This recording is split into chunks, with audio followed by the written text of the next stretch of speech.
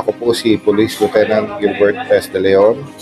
Ako ang bagong OIC or Hepe ng Provincial Explosive Ordnance Disposal K9 Unit ng Lanao del Norte.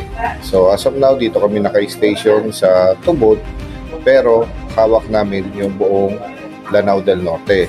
So primarily, kami yung tinas ng PNP na mag-respond sa mga explosive-related incident.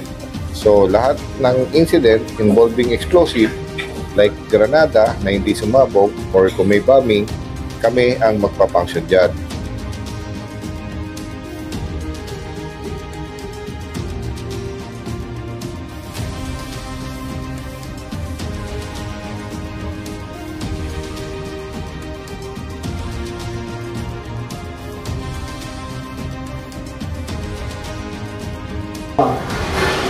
Kung ako na-obserbaran, pinamay karespondihan na kung namin makita, buntag, i-report hapon na.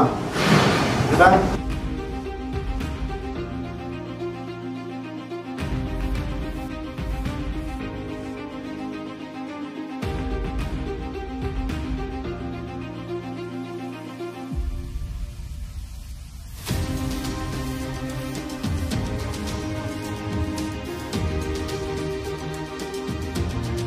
Mabuto na.